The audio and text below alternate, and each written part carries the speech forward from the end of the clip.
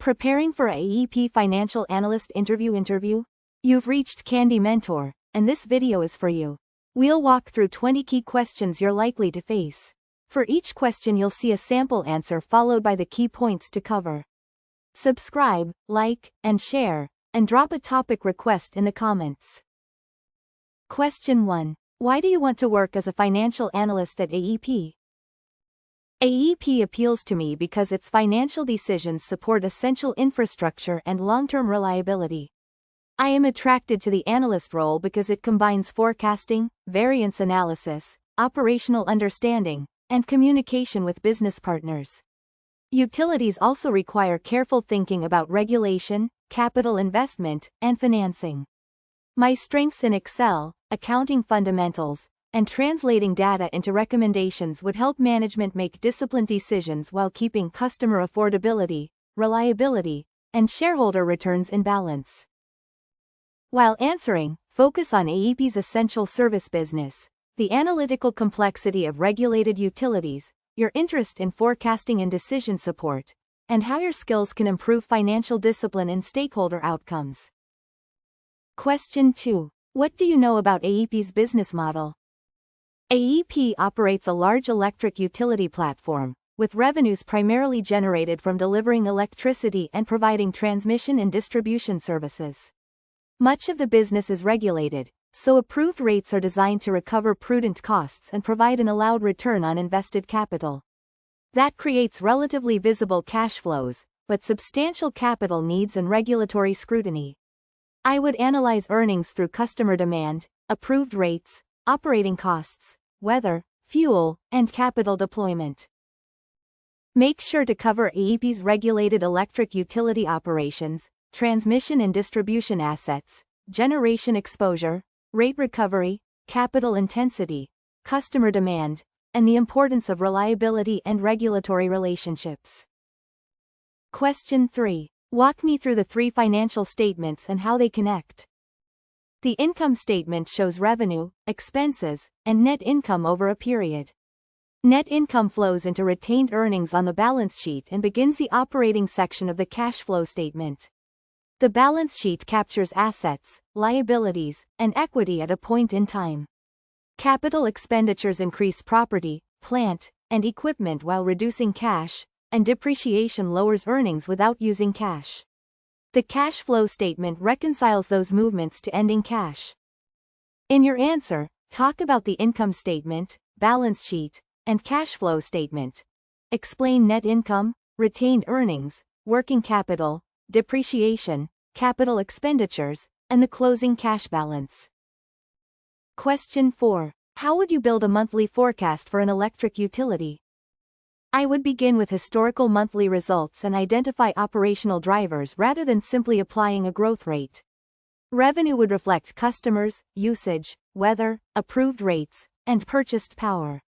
Expenses would include labor, maintenance, fuel, depreciation, interest, and regulatory items. I would build separate assumptions, document ownership, and compare actual results with forecast monthly. Sensitivity cases for weather, demand, fuel prices, and project timing would show management the range of outcomes. Be sure to mention customer and volume drivers, weather, rates, fuel costs, operating expenses, capital spending, seasonality, historical trends, assumptions, scenario analysis, and frequent variance-based updates. Question 5. What is the difference between regulated and merchant utility earnings? Regulated earnings depend largely on rates approved by public utility commissions, which are intended to recover prudent costs and provide an allowed return on the rate base. Merchant earnings depend more directly on market prices, generation output, and commodity conditions. Regulated operations generally offer greater visibility but face regulatory lag and political scrutiny. Merchant exposure can produce higher variability, so I would model price, volume, fuel, outage, and hedge assumptions separately. Focus on rate setting versus market pricing, allowed returns, cost recovery, commodity exposure, earnings visibility, regulatory lag, and how the distinction affects forecasting, risk assessment, and valuation. Question 6. How do capital expenditures affect a utility's financial statements? A capital project initially increases property, plant, and equipment and reduces cash, unless financed with debt or equity. It does not immediately reduce operating income like a normal expense. Once placed in service, depreciation lowers earnings and creates a non-cash add-back in operating cash flow. For a regulated utility, eligible investment may enter the rate base and support future revenue recovery.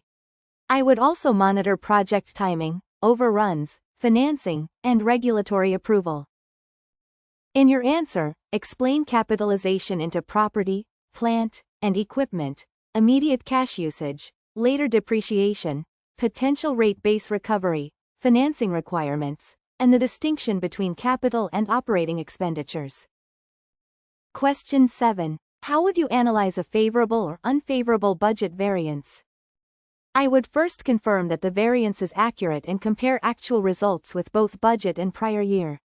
Then I would separate price, volume, timing, mix, weather, and one-time effects.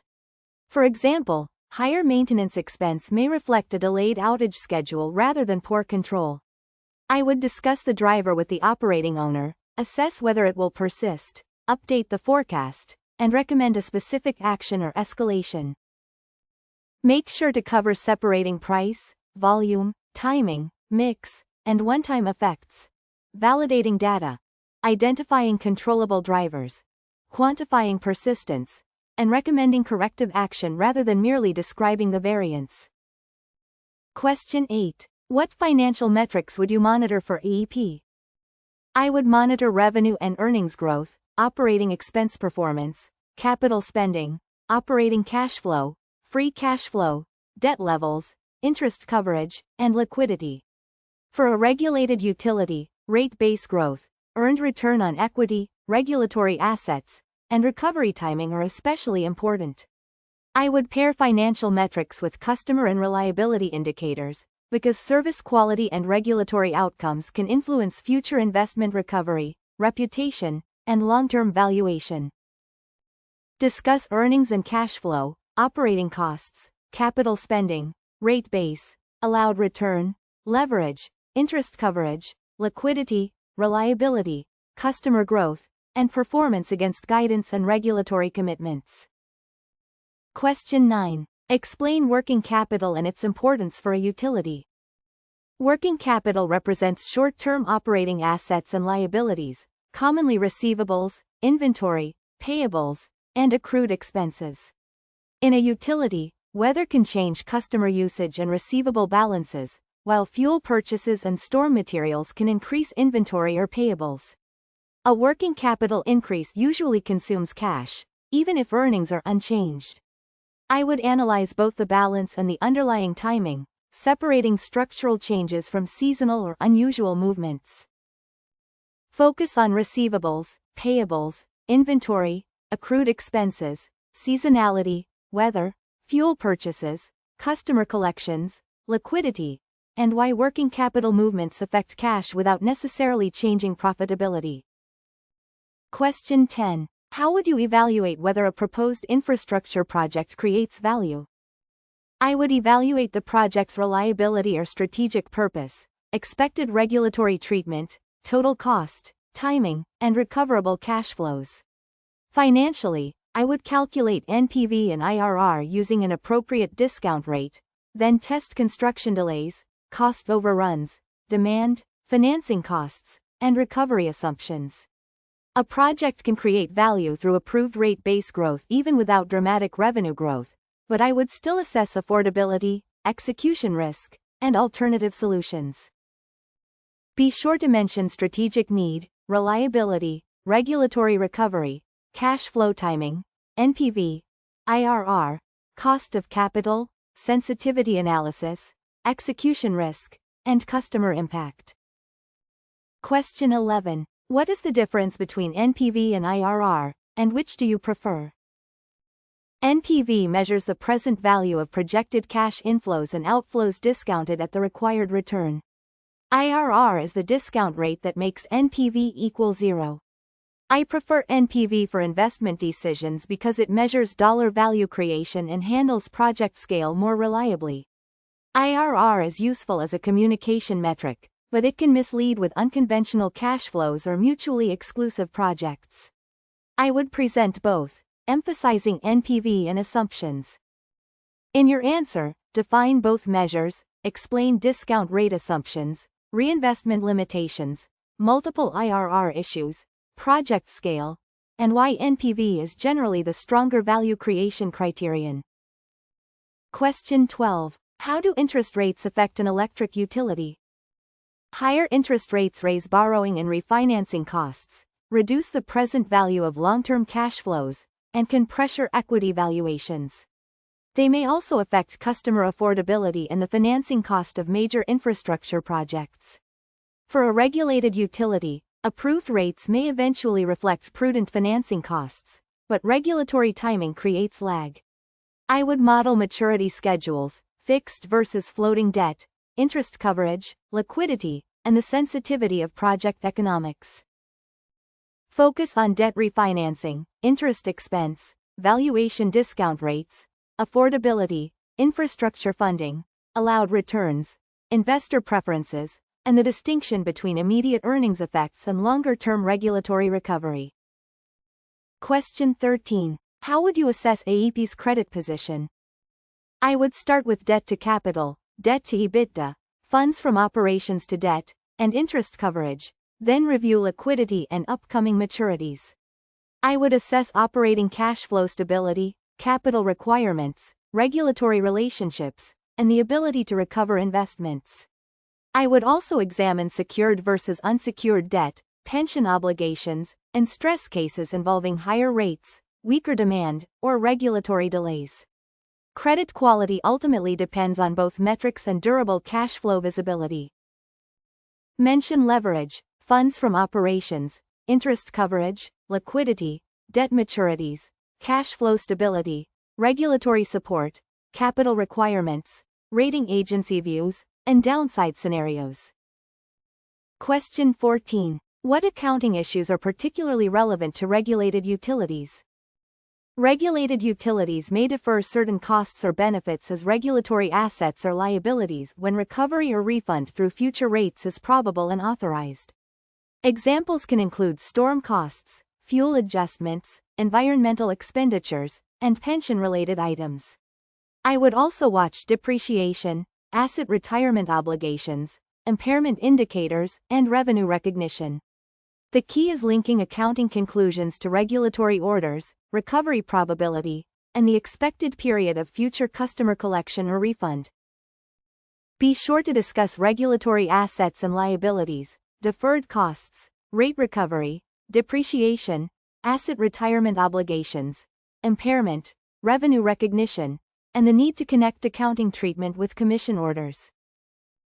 Question 15. How would you analyze the impact of extreme weather on AEP's results? I would separate weather's effect on demand and revenue from the cost of responding to outages or restoring infrastructure. Extreme temperatures may increase usage, while storms can create repair costs, lost sales, overtime, inventory usage, and cash needs. I would compare results with normalized weather, identify insurance and regulatory recovery, and distinguish one-time timing from recurring exposure. Scenario analysis should show earnings, liquidity, reliability, and customer impacts under several weather outcomes. Focus on demand, outages, storm restoration costs, purchased power, collections, timing, insurance, regulatory recovery, historical normalization, and scenario analysis for both earnings and cash flow. Question 16. Tell me about a time you found an error in financial analysis. During a monthly reporting project, I noticed that a department's expense growth exceeded its activity increase by an unusual amount. I reconciled the detail to the general ledger and found that an invoice had been duplicated in the reporting file. I confirmed the issue with accounting, corrected the model, and explained the impact to my manager before distribution. I then added a duplicate check and source to summary reconciliation to prevent similar errors. In your answer, Use a concise situation task action result structure. Explain the control or reconciliation, how you verified the issue, communication approach, correction, and preventive improvement. Question 17. How do you prioritize competing deadlines from different stakeholders? I rank requests by decision impact, deadline rigidity, dependencies, and the consequences of delay. I clarify the required level of precision and communicate early when priorities conflict. I typically create a short task list with milestones, reserve time for review, and deliver an initial answer when a full analysis is not yet possible. If necessary, I escalate with options and trade-offs rather than allowing an important request to miss its deadline unexpectedly. Mention clarifying urgency and business impact, confirming dependencies, communicating trade-offs, maintaining quality controls, using a task tracker, and escalating conflicts early rather than missing deadlines silently. Question 18. What Excel tools would you use in this role? I would use structured assumption tabs, SUMIFs, XLOOKUP or index match, pivot tables, and clear reconciliation checks. For forecasting, I would add scenario toggles for demand, weather, rates, fuel, and project timing, then summarize results with concise charts. I avoid hard-coding wherever possible and label inputs, calculations, and outputs separately. Before sharing a workbook, I test formulas, tie totals to source data, and confirm that another analyst can follow the logic. Be sure to mention pivot tables, XLOOKUP or index match, SUMIFs, data validation, scenario toggles, charts, error checks, structured assumptions, and the importance of transparent, auditable models. Question 19. How would you explain a complex financial result to a non-finance manager? I would lead with the conclusion and explain the operational driver before discussing accounting detail. For example, I might say that expenses are $4 million above plan primarily because storm restoration occurred earlier than scheduled, not because underlying productivity deteriorated. I would show a simple budget to actual bridge, identify what is temporary, quantify the forecast impact, and state the decision needed. I would then invite questions and confirm understanding. Focus on leading with the conclusion, translating accounting into operational drivers, using a simple bridge or example, quantifying impact, avoiding jargon, and confirming the manager's decision or action needed. Question 20. What would you do if an operating leader challenged your forecast? I would first understand which assumption the leader disagrees with and listen for operational information I may have missed. I would validate the source data, compare the forecast with historical performance, and run an alternative case using the leader's assumptions. If the evidence supports a change, I would update the model and document why. If uncertainty remains, I would present both cases, quantify the range, and recommend monitoring indicators rather than forcing false precision.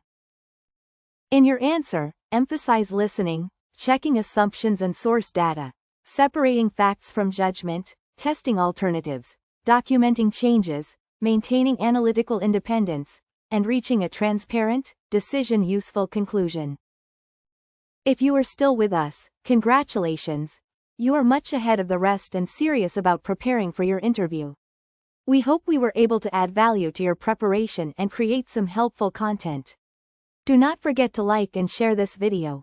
Your small act can do great things for us.